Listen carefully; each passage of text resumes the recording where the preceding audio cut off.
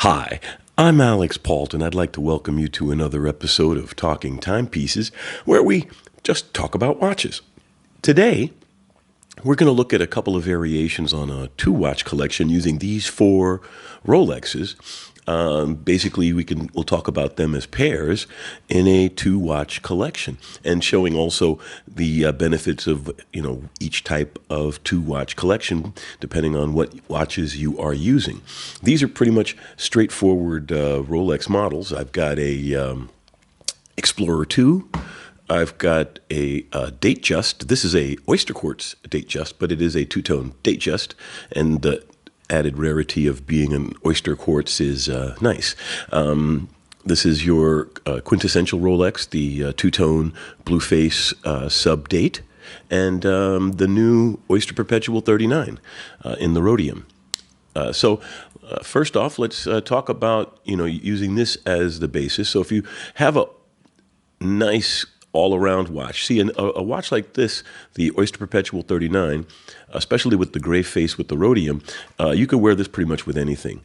Now, you could wear it with a business suit. You could wear it with jeans. It's not a sporting watch, so you might want to have a sporty watch with it, but this would be a perfect half of a two-watch team. As far as a sporting watch, I would then reach for, say, the Explorer 2. So now these two making a two-watch collection, whereas this would be your day-to-day, everything nicer than getting your hands wet, and then this would be for anything where you would get your hands or wet or be in a situation where you want something a little bit more sporty. And also this would be your travel watch, because the Explorer 2 not only lets you track a second time zone, a lot of people don't know this, the Explorer 2 also has a jumping hour hand, so you can change the hour without hacking the movement. If you notice, the second hand is still going, everything is still being tracked. So if I'm on the plane and I arrive in New York, let's say, I just roll back 5 hours, because we're under daylight savings. Normally, it would be 6. And when I get back to Germany, I can just flip it back, lock it down, and I've changed my hour without changing the date. And then when I go in the morning to the trade show in my suit, this is a little bit too sporty for a suit for me. I know there are people who would wear it, but you throw this on with a business suit, and you will definitely get at least respect that you're not mismatching your watch and your suit for the people who actually care. I know guys wear watches expecting women to fall all over them, but mostly it's just other guys going, cool watch. But that's okay. I mean, I collect it for the watches, not for the attention that they bring.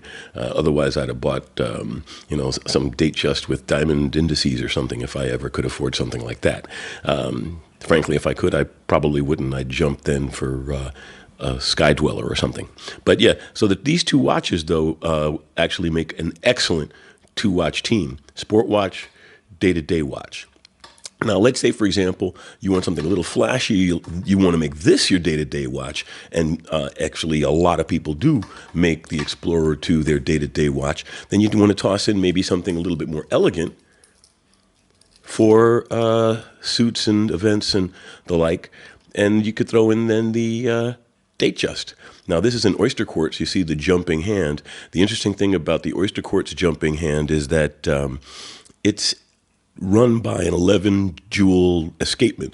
So there's literally an escapement making that second hand jump, the same type of escapement that would be used to regulate a regular mechanical movement. So essentially, Rolex took the quartz driver and made a 1 hertz mechanical movement and attached it to the watch. So then you'd have this for day-to-day and this for suits, which is also another nice two-watch set.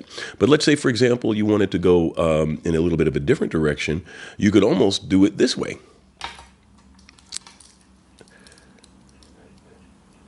You bring out the sub for day-to-day, and you wear this one with a suit, because this is actually a very elegant watch, even though it your standard Datejust is a more sporty watch, but the Genta inspired this. Isn't actually a Genta design, but it's based on the Rolex that Genta designed. But this is a great suit watch, as I was saying, a more elegant watch, but it crosses over. You could wear this with a polo shirt, any business casual, right up to the point where you take off any collared shirt, basically polo shirt, etc., rugby shirt. Now, this would then go for everything else. Actually, this is an argument for a one-watch collection, but I think it's a little too sporty for a suit or a formal situation. You could wear it with a business suited at a trade show, but I wouldn't, wouldn't wear it to my daughter's wedding. I would wear this. Or actually, as I was saying, this is a really good suit watch. So here's another two-watch combo, though, and they're both two-tone. So you've got day-to-day sporty, and you've got day-to-day casual and dressy. So basically, you go from very sporty to the transition point, and then you go dressy with the date just.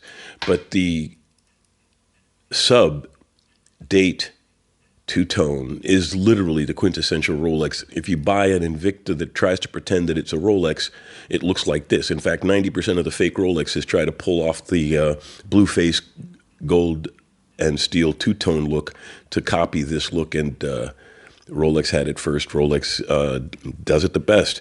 And watch check, I am wearing a Speedmaster, so I am also an Omega fan. It's just that it's when you're talking about the sub is a really great watch. Now, I mean, obviously, that would also make a nice little two-watch collection, but we're talking on variations of the Rolex. So now then bringing this back, for those that would wear this with a suit, you've got your suit and everything down to jeans, and then this is for every situation you wouldn't want to wear this one in. This is also a nice two-watch collection. So, actually, let's do another variation of the sub and the OP. Again, sporty, and even though this is only a steel only, still not cheap, this is actually the dressier of the two watches because it's cleaner. And with a suit, you want a clean watch because it's more elegant, whereas a busy sports watch like this makes it look like you're not quite set up, or you're going to do a secret agent mission after the event because you're looking for something with 1,000 feet water resistance. This is plenty enough water resistant for anything involving non-heavy scuba work. You could literally wear this in the pool. You could wear this anywhere. So this is another beautiful two-watch collection. So just some thoughts on having a two-watch. Obviously, you could go with a four-watch. This is also a nice setup. But the key to remember is you should have at least one watch for day-to-day and one watch for nicer things, and they should overlap in style. You should be able to wear both of them for the intermediate situations, and then the nicer one for nice situations, and the more sporty one for the more rugged situations. So thanks a lot for taking the time to listen to me ramble on about watches and matching, and have a great day.